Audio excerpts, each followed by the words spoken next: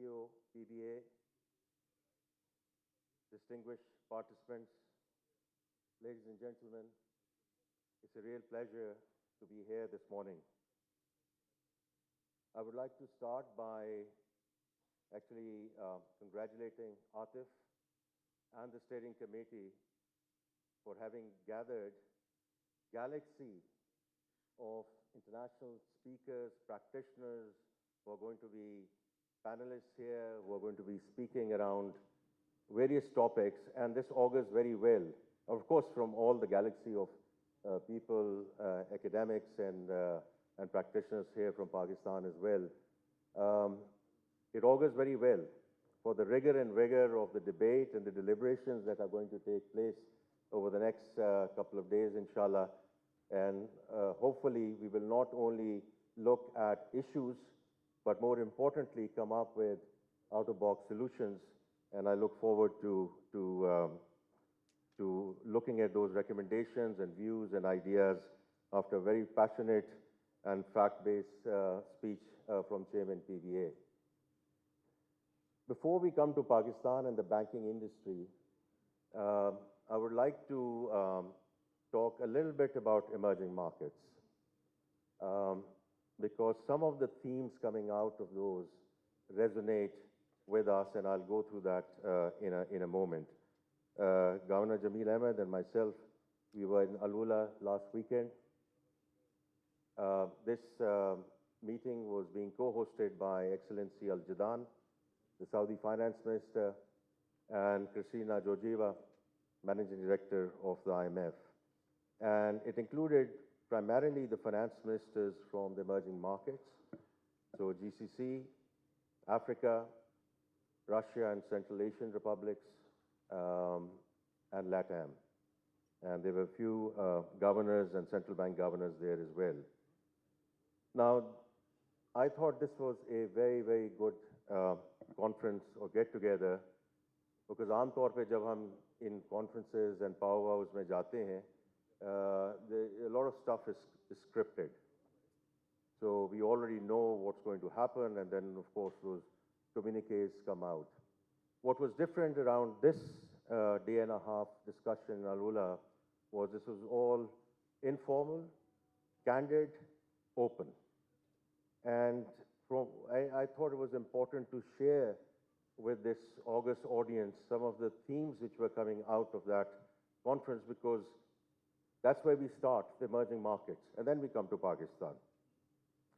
So what I learned over that couple of days was that emerging markets do have specific vulnerabilities, whether it's on the fiscal side or on the external account side. But by and large, emerging markets have a good story to tell, because they have avoided a macro crisis for the last 25 years. GFC was very much an advanced market discussion back in 2018. And certainly, emerging markets have entered 2025 on a strong note. And this is on the back of macro stability. Actually, across emerging markets, a very stable banking system, structural and bold reforms, which are underway in a number of emerging markets. Now, this is very important, because in the wake, and I'm sure this is going to come up for discussion over the next couple of days, everything which is happening outside, what we can call externalities, whether it's geopolitics, demand fragmentation, protectionism, threat of spillovers, and this goes beyond financial spillovers.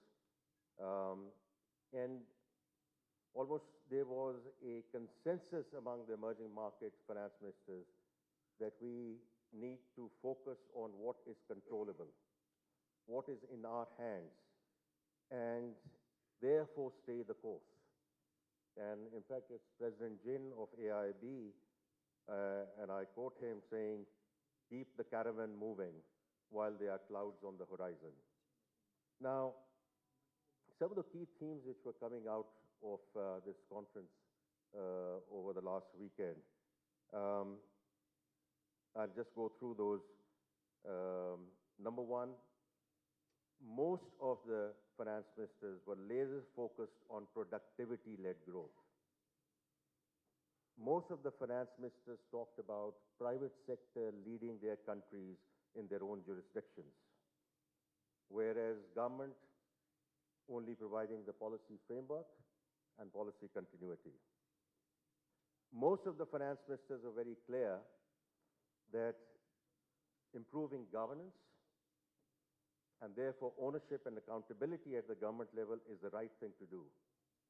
Deregulation, cutting the red tape, putting the bureaucracy down. In fact, from Argentina, the minister who represented Argentina was not Minister of Finance, was actually Minister of Deregulation. No surprises there. The third one was fiscal prudence, domestic resource mobilization and prioritization on the expenditure front. So differentiating between good costs and bad costs, which obviously require very tough policy choices, as we are seeing here in Pakistan as well. The second last thing I would mention is, which was very important and was very encouraging, because in this whole scheme of things, you can appreciate there are countries which are well endowed, and there are countries which require help. And the topic of this discussion was shared challenges and shared future. And the fact that this South-South collaboration, where well-endowed countries are willing, ready, and able to step up to help other emerging economies, working with each other in terms of not only increasing investment and trade flows, but also the technical support, because that's where capacity building comes in. And the last thing is that everyone appreciated the fact that global trade may not be a lever of growth anymore because of everything that we are seeing. However, the regional connectivity and the corridors, and whether we can work with each other, agar main Pakistan ke context mein dekhun, what we need to do more with GCC, what we need to do more with Africa, what we need to do more with Central Asian republics, Turkey, etc., it made a lot of sense that we move in that direction from a South-South collaboration perspective. So I just wanted to mention this to this audience because as far as I'm concerned, and the governor was there as well, that these themes resonated. These are themes which we are working on ourselves as well. And so उसमें ये जानना कि पाकिस्तान का ये ना कोई बहुत idiosyncratic risk है और ना कोई ऐसा challenge है जो बाकी emerging markets में नहीं है, but I thought the firmness and the resolve that I saw from the finance ministers of the emerging markets was actually both heartening, and it's all about learning from others as well. Now let's come to Pakistan. As I mentioned earlier in other discussions as well, that alhamdulillah, in terms of macroeconomic stability, we have made some very significant progress. Uske sare jo indices hain aapke samne hain. These are being reported as well, whether it's stable currency, FX reserves being over 2 months of import cover. Then the bane of our country has been our twin deficits, which is lack of discipline around whether it's on the fiscal side or on the external side. So getting into a primary surplus situation, notwithstanding आप सब लोग लिखते हैं कि ये windfall आ गया, वो windfall आ गया, आप सही कहते हैं, तो उसकी sustainability की हमें ज़रूरत है. इसी तरह जो current account for the first 7 months, notwithstanding the discussion that we've seen in January, is on a surplus on the back of very strong remittance flows, and of course on the diversification of exports as well. I think we've moved in the right direction, but I'll come back to that in a moment. And then of course inflation has been a good story on the back of policy rate, which is very much the domain of the central bank, but it's SCIBOR, which is critical for all of you who are in the industry or in consumer finance, because from the peak of 23%, it has come down to 11%, and some of the financing has gone into single digit. So I think it's moved in the right direction. Some of the institutional flows have started coming back in on the debt and equity side. I'm always very careful in taking credit for the stock market. It's okay. I think it's a data point, which is important, representing the confidence of the investors in the economy.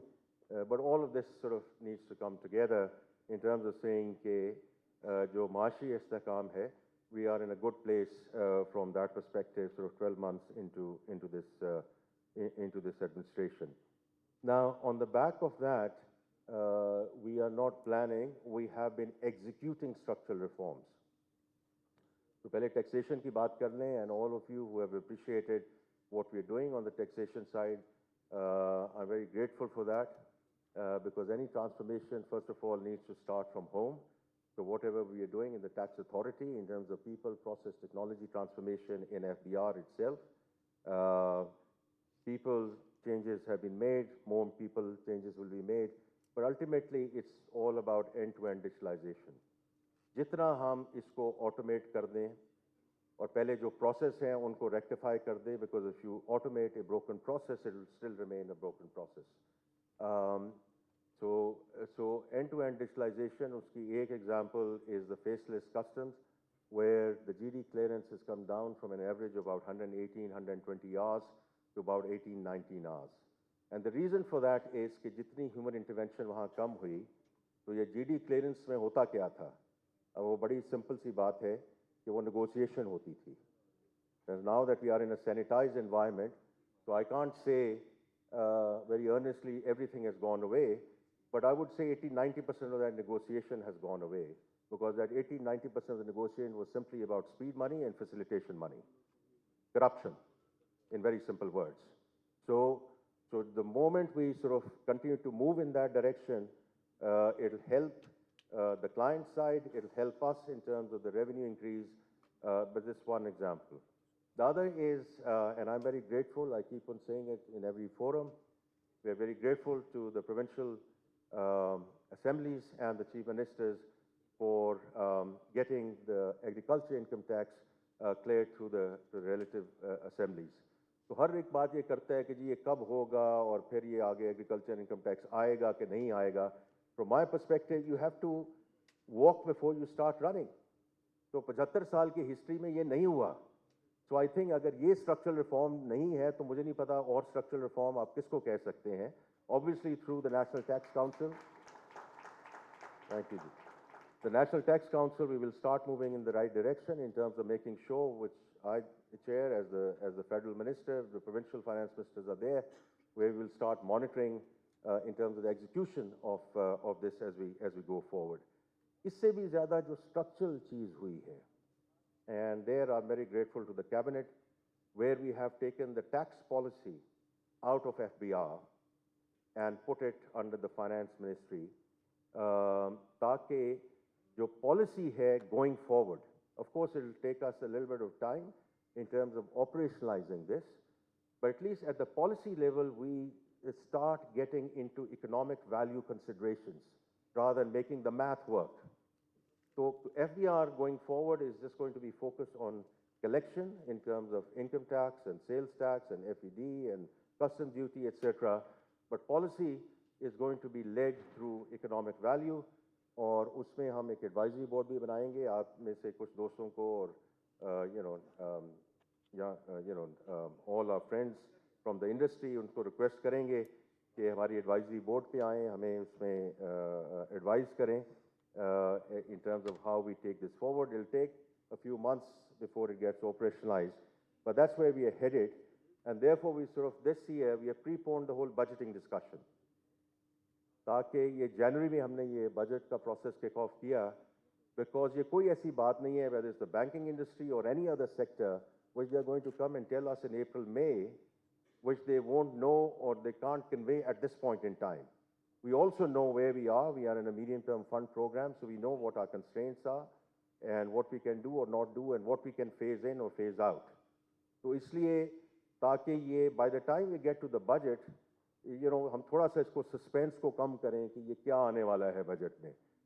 So that's where I'm also reaching out to various forums, chambers, I was at Sialkot, I was in Faisalabad over the weekend, I'll be in Peshawar next week, and of course with Pakistan Business Council, with Overseas Chamber, we are taking that forward.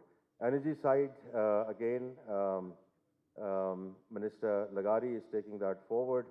जो सारी discussion है in terms of tariff reduction, and I do take your points into consideration in terms of how things need to be negotiated or renegotiated.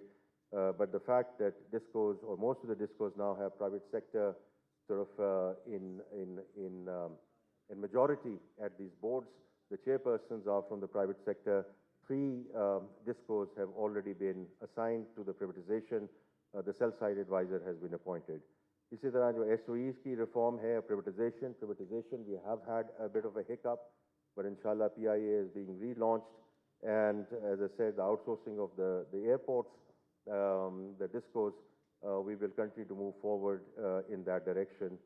And the last thing I just want to mention is public finance, because I do think that's a very important component of this overall homegrown economic agenda. और उसमें ज़फ़र मसूद साहब मैं आपका बहुत शुक्रिया अदा करना चाहता हूँ, because you helped us in a very big way in your capacity and with your team in terms of working on the homegrown economic agenda, which the Prime Minister announced on December 31 under Urdu Pakistan. So we greatly value your contribution, Zafar Saab, in that space. But public finance may, in terms of reducing the footprint of the federal government, reducing that expenditure, I do think is a very important component of what we are trying to do. और इसमें मैं तकरीबन हर forum में, मैंने आपके Pakistan business council के forum में ये बात की थी कि the study that Dr. Isha did during the PTI administration was a very, very good study, and dealing with 43 ministries and 400 attached departments. But what I've discussed with him is not the what and the why part of it, but the how part of it. So what we are doing at this point in time is that we are taking it piecemeal. We are taking 5 ministries, we deliberate on that in the right-sizing committee, which I chair. We take those deliberations and recommendations into the cabinet, get those ratified back into the implementation committee. तो उसमें कई ministries जो है हमने कहा है कि उनको merge कर दें, एक ministry को abolish कर दिया है, कुछ attached departments हैं, which are going to go away. Of course, there's a huge pushback, because every single ministry came in saying everything that they're doing is strategic and essential. And of course, that is not the case, because if that were the case, we would not be in the situation that we are in at this point in time in the country. So we are doing what we are doing. So we are almost sort of halfway through in this, and we will monitor the implementation of it, because ultimately it has to result in the upside on the expenditure side and in the budget. And then, of course, the pension reforms.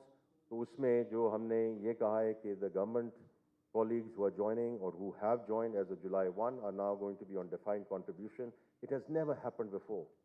It's never happened before, because what this has allowed us to do is to stop the bleeding. The stock is still there, and we still need to manage the stock. But flow में जो bleeding थी, उसको हमने रोका है as we go forward. Now, 2 other things I just want to mention before I say where do we go from here and coming to the banking industry. 2 existential issues for Pakistan, and I've said that, I will continue to say that in all forums. One is population, the other is climate. So while we had talked about the structural reforms and the homegrown economic agenda, and of course the 5 Ps sort of covers that under Urdu Pakistan, but unless we deal with these 2 existential issues, the sustainable and inclusive growth for Pakistan is going to remain elusive. We are still growing at the rate that we are growing, और उसके basis पे जो 2 बड़े issues हैं from the population perspective, child stunting.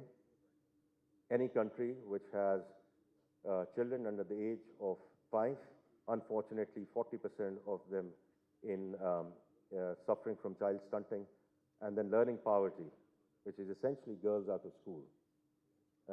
Then in terms of climate, both in terms of resiliency and decarbonization. And that's where we are very grateful to the 10-year country partnership framework that we have just signed with the World Bank, because इस दफ़ा हमने 6 issues पे focus किया है in this 10-year partnership framework. 4 of those are dealing with population and climate. 2 dealing with fiscal and the private investment side. So I think it's important that we work with our partners, both in terms of financing, but more importantly, capacity building. Now, where do we go from here? And when you get into a bit of a stabilization phase, and we have seen it over the last few decades, and also in the last few years, there's almost a sugar rush. Let's put the foot on the paddle and let's go for it.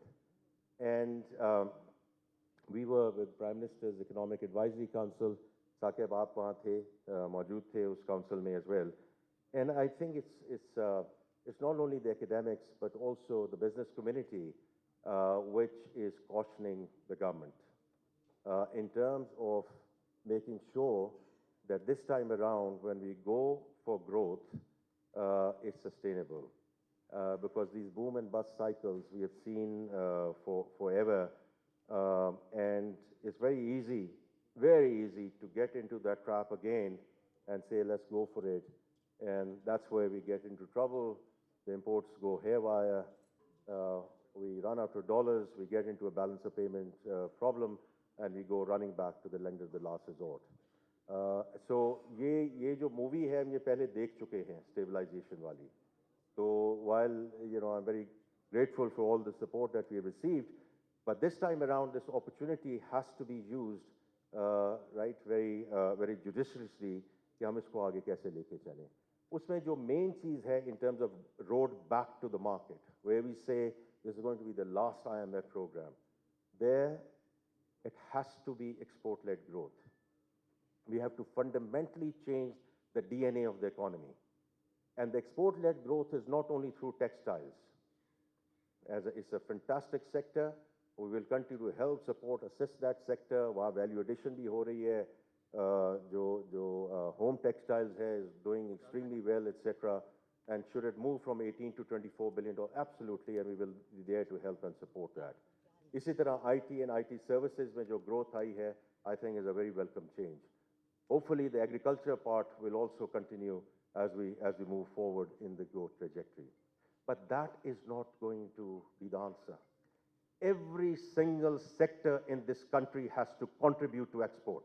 Period. Period. And the spectrum can be from 1% to 100%. Because जो मैंने पहले बात की है और उसी को मैं लिंक कर रहा हूँ जो emerging markets finance ministers की जो बात है, productivity-led growth. Productivity means that we have to be internationally competitive. और उसमें हम आपकी support करेंगे, help करेंगे. The industry is there. Of course, we are on the right side of the rate cycle now. Taxation and energy are still elements where we need to support and help you as industry as we go forward. But every single sector, किसी के पास ये गुंजाइश अब ये नहीं होगी कि आप सिर्फ जो है local segments को और local society को, of course, we are 240, 250 million people, and therefore it's a very large market. But every single sector has to contribute to the export equation. इसी तरह जो FDI है, and I start with the local investors. Local investment आएगी तो FDI आएगी. I'm very clear about that. So again, we have to focus on those investments which lead us to exportable surplus. That's very important. And the last thing is international capital markets, so that we get back into the Committee of Nations. We have had very engaging discussions with the rating agencies. You've seen some actions from the rating agencies over the last 12 months. We just had a very constructive meeting with Fitch, who were here on ground about a week back. Or इसी तरह back in the spring meetings in DC, we'll engage with them.